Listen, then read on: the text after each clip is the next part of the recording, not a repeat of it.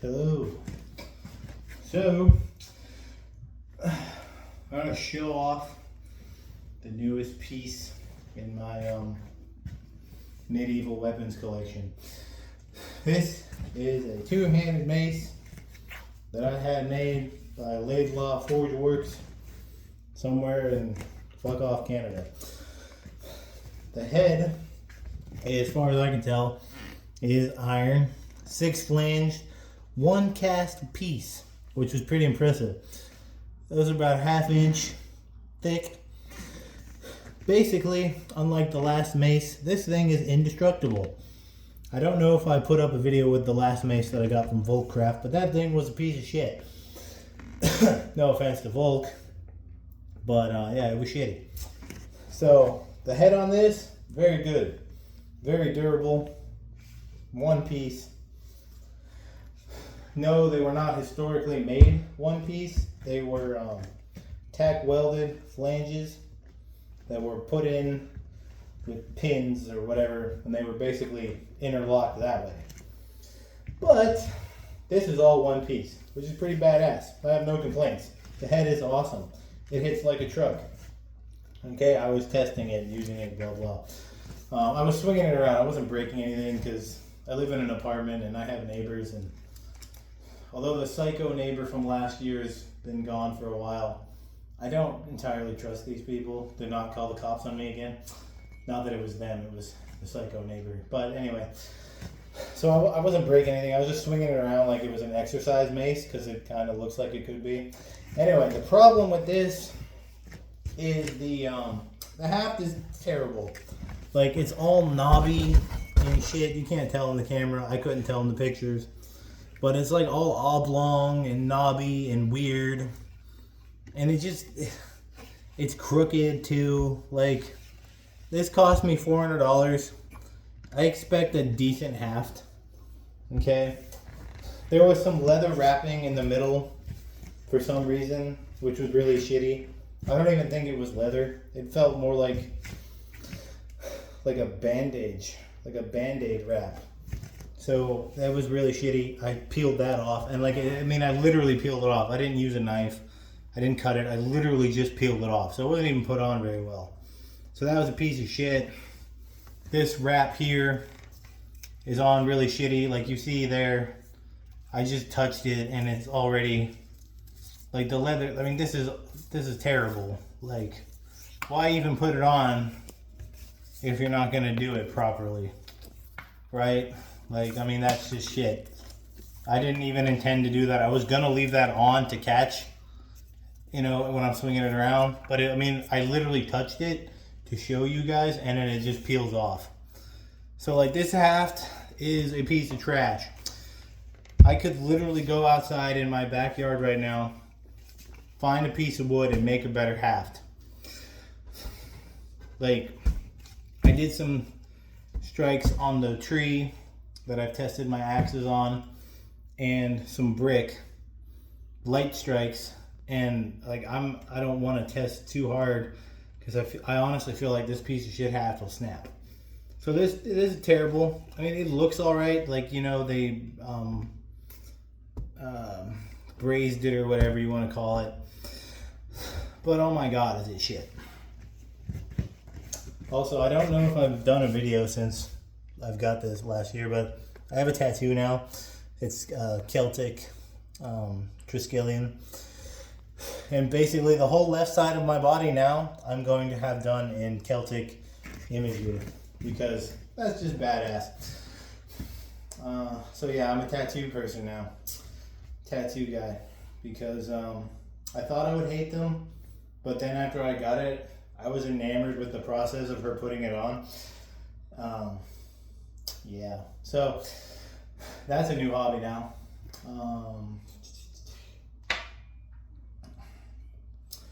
But yeah, so this is the mace from Laidlaw Forge Works. I found them on Etsy. I messaged him directly.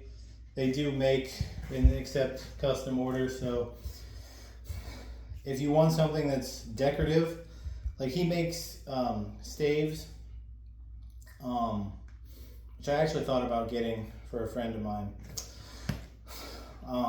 And I might still, but that would be fine because you know it's decorative. You're not supposed to hit something with it. Or if you want something that's entirely made of iron, he makes knives. He actually has a mace on his Etsy page, or he did the last time I looked. It's a one-handed mace, but like it's literally a big ass piece of iron. It's one piece. The head is similar to that, but you know, made for like one-handed. And then the haft is like it's all one solid chunk of iron or steel, and the tang is drawn from the base, so it's all one piece.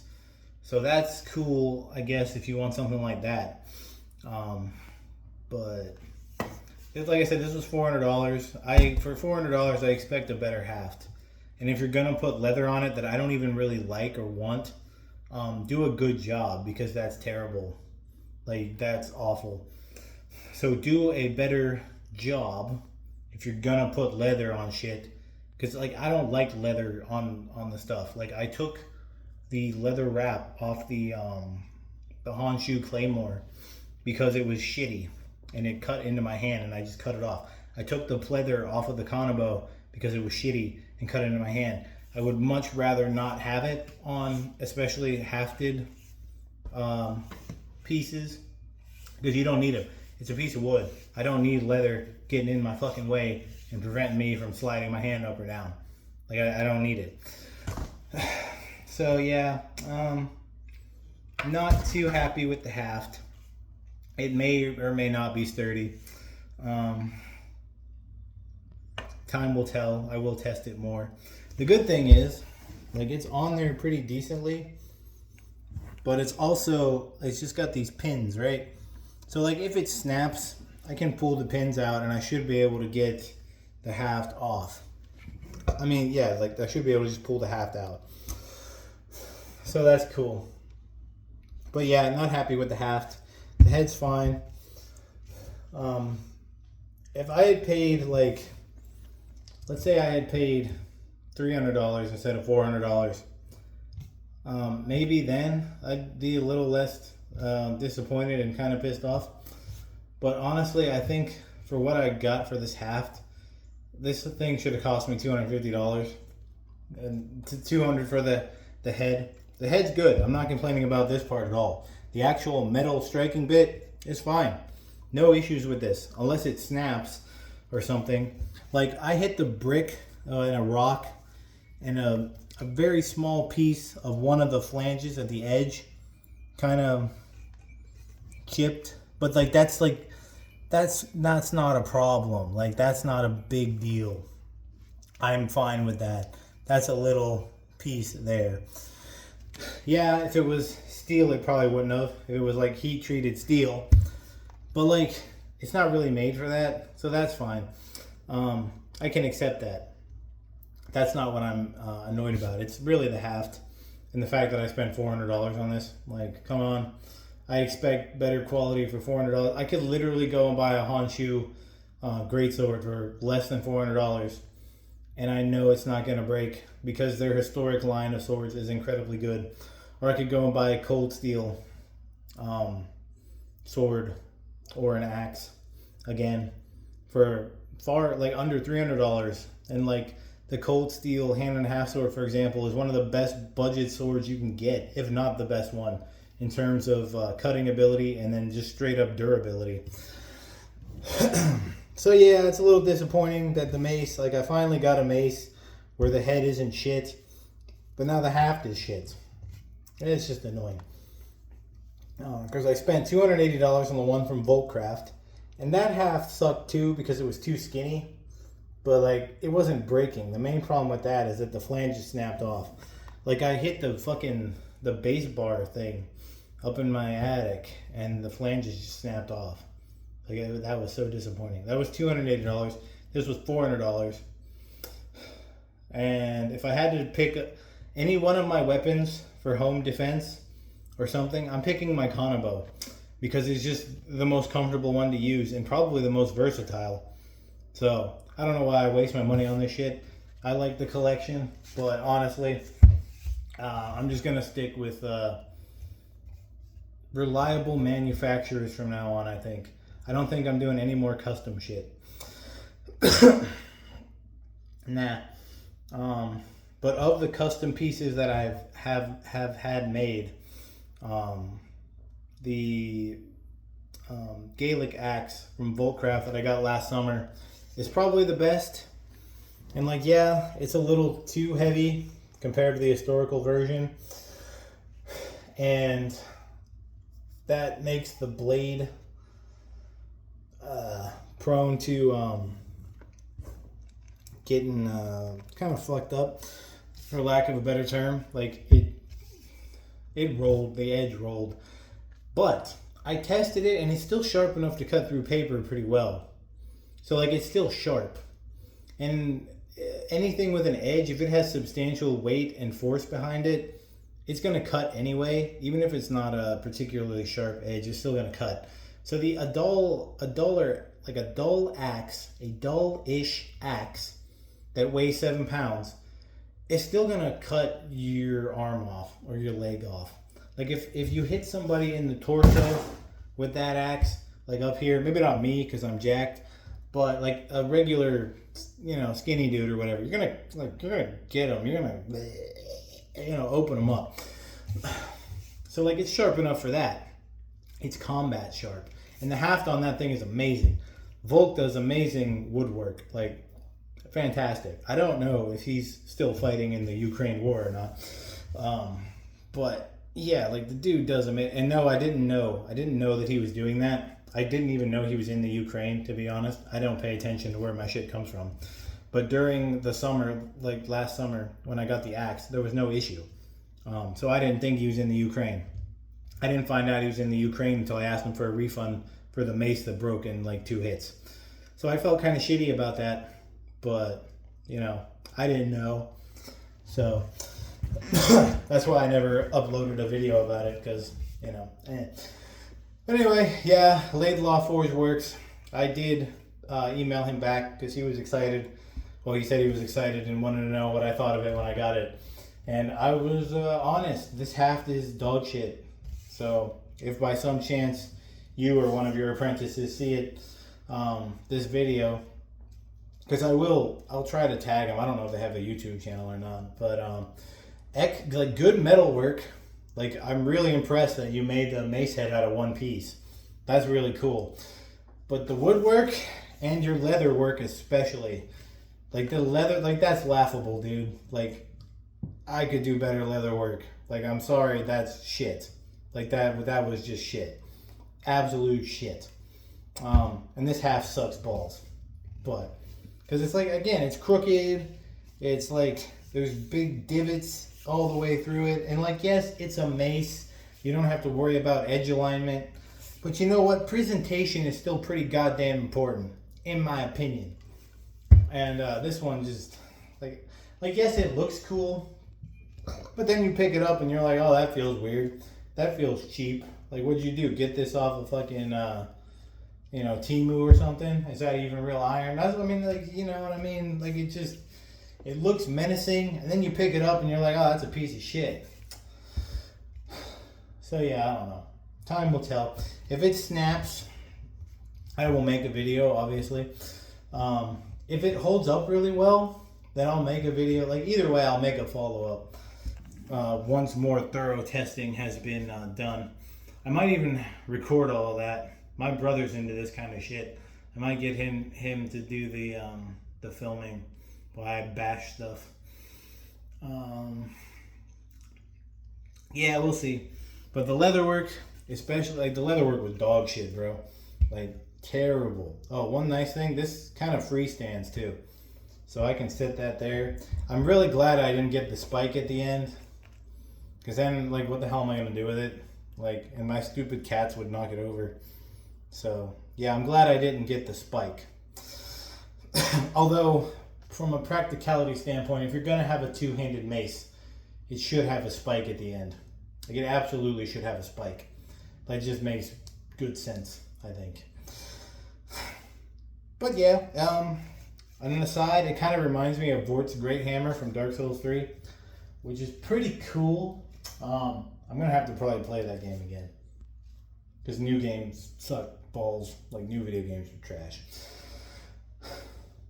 But yeah, Laidlaw Forge Works, good ironwork. Check them out on Etsy if you want something like that. No, I'm not going to bash them entirely. Like I said, the metal work here is fantastic. I have no issues with this at all. This is great. This is one solid piece. These flanges are never going to snap off. This tube here is never going to break. Like, that's perfect. Like, I have no issues with this at all. This is fantastic. It's just the leather work was very, very bad, and the haft was disappointing because it's just I don't like it. Okay, that's the initial impressions and slight testing. Like I said, I didn't want to snap the haft as soon as I got it. Basically, like I literally got back from work and the package was here after a nice delay, which obviously wasn't their fault. It was Canada's fault because Canada. It got lost in customs. But yeah, the head's great. The haft is meh. The leather was atrocious. I literally peeled the middle piece off. Like it was loose when I got it, and I was just like, this is the cheapest fucking leather shit I've ever seen in my life. And then like I said, my intention was to leave this on at the back as a catch. But you see, when I reached over to it to show you guys, it literally started to peel off, and then it just unraveled completely. So this was trash. Yeah. Okay, I'm done rambling. I'm going to go do something. Oh, you know what? No, hold on. I'm not done rambling. Training update. Okay. I am going to be focusing on some powerlifting / power building bullshit for a while. I'm going to start Alexander Bromley's 70s Powerlifter because it focuses on the lifts that I like for the most part. And it's just like, it's like how I train kettlebells, you know? You take what works and you just run it into the ground. So it's a lot of volume relatively compared to like most powerlifting or really bodybuilding programs. But it's all done with compound movements, which I really like the idea of doing. And then obviously each session isn't as much volume as what I would do in a typical kettlebell session, but the weights are going to be a lot heavier. So that's good. I'm not doing the squats.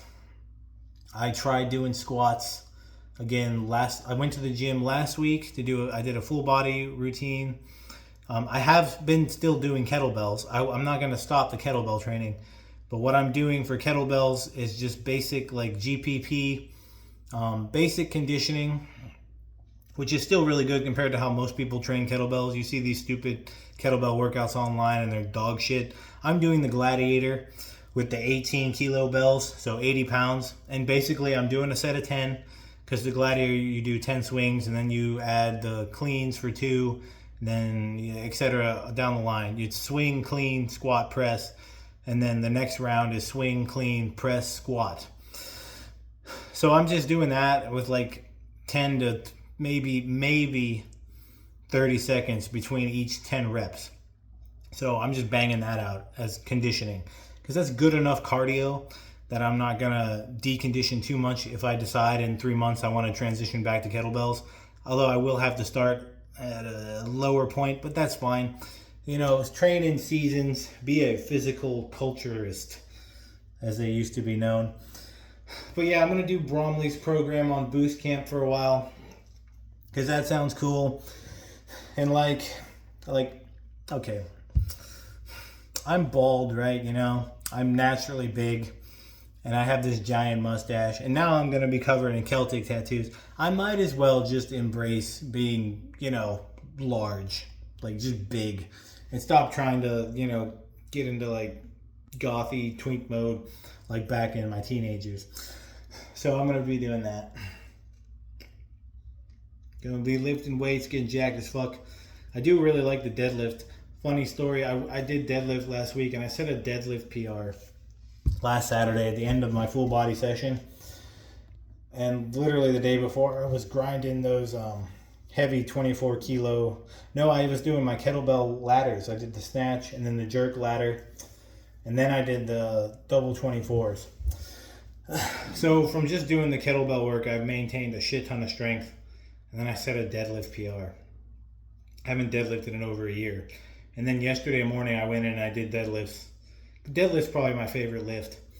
And yeah, I'm trying to get the skill work. I didn't expect last week that I would be able to ramp up like I did, but it was super easy. And I was like, wow. Like that 335 for 2 I showed you guys, that was like halfway through. I thought I was going to be done, but I just kept fucking with it. And like I got up to like 425. And I was like, good God, like double heavy kettlebell training is awesome for this. But I think the actual problem was I was just too run down because I was not training the deadlift intelligently at all back then. So with the program, I'm going to be doing that. Yeah, I'm not doing squats because of my knee. I can't do the squats. I can't even tolerate leg press. The leg press ball, as soon as I did a set of 20 on leg press yesterday after the deadlifts, I only put 4 plates on each side, and I'm like, let's see how am I gonna feel? Like this is a kind of a warm up, like it's a post squat weight that I would do for like sets of 15 after doing heavy squats, you know. And my knee just like the left side of my left knee, like the pain was in there, and it did not feel good. I did some leg extensions, explosive leg extensions, and that seemed to help. That kind of eased it off. And then this morning for conditioning, I did 200 reps of the Gladiator in about 10 minutes. So, yeah. The only training footage that I'm going to be uploading will be when I attempt heavy weights. Because how I'm going to do Bromley's thing, it's a high volume the whole way across with the big lifts.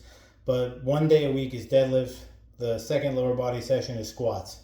I'm not doing squats, so I'm going to have a heavy deadlift day with higher volume Romanian deadlifts, and then his prescribed deadlift day.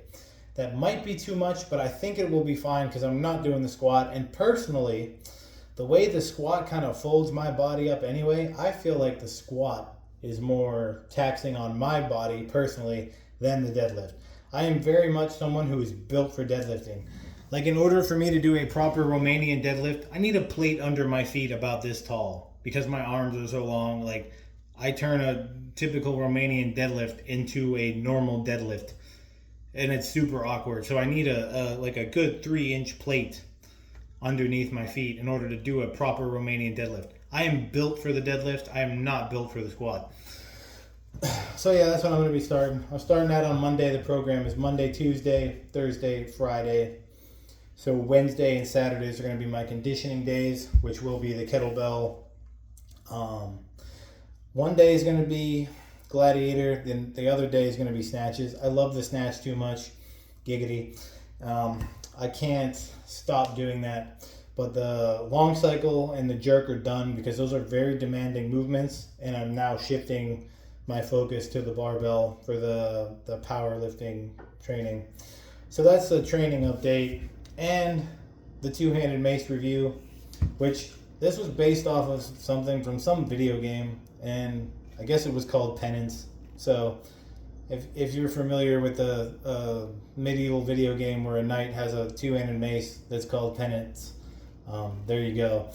If that looks familiar to you, that is why.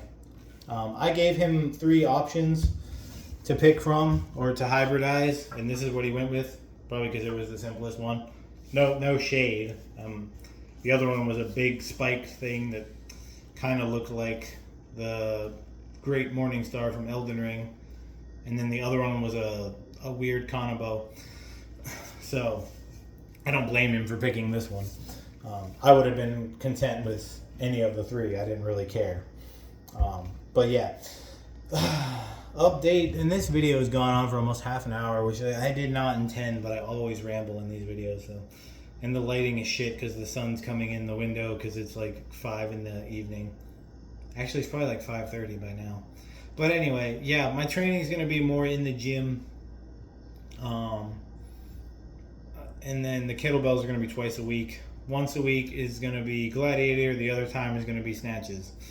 So, yeah. And tomorrow I'm going to some Slovenian festival. And I meet some, hopefully, attractive Eastern European ladies. But, you know, who knows. Anyway, peace.